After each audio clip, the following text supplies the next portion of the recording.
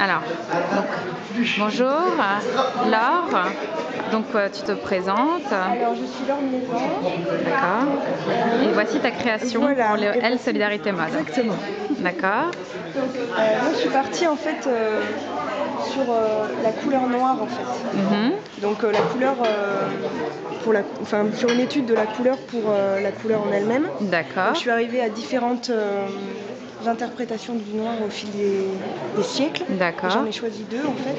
D'accord. Celle d'aujourd'hui avec le début du siècle, avec la petite robe justement de Gabrielle Coco Chanel, de 1926, et le noir du romantisme en fait littéraire, donc avec Baudelaire comme principe. Et donc, quel est le noir romantique et quel est le noir ici? Alors en fait,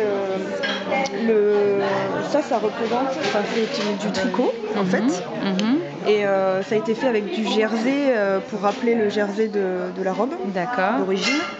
Et en fait, ça représente la difficulté en fait, vu que dans le romantisme, c'était la découverte de soi.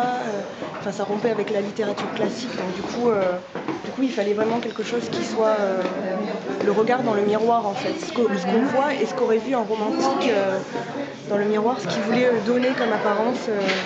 D'accord. Ensuite, le dos, elle est très sexy en tout cas cette robe. Voilà. Et là on voit que tu t'es photographiée avec, donc on voit qu'elle est très sexy, moderne. Voilà, donc en fait je voulais mettre en valeur aussi les atouts féminins. Donc c'est transparent derrière pour suggérer aussi la dimension sexuelle du noir. En fait. Voilà. Devant, il y a un décolleté très plongeant aussi. Voilà.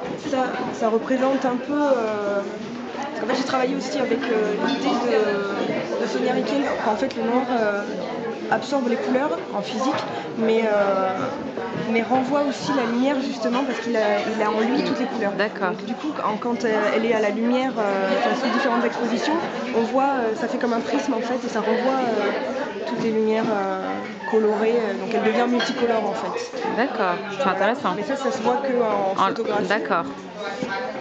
Ensuite, ça c'est placé sur le visage en fait. Ça représente une larme. Donc je suis partie de l'arme de Man Ray en fait. Parce que j'aime beaucoup l'idée, donc justement pour rester dans le mélancolique, de la tristesse qui se voit sur soi. Voilà. Et aussi le monde un peu donc, surréaliste, dadaïsme, avec l'idée que le vêtement devient un déguisement et qu'on peut montrer vraiment qui on est à travers son vêtement. Voilà. D'accord. Écoute, merci beaucoup Laure et bonne chance. Merci.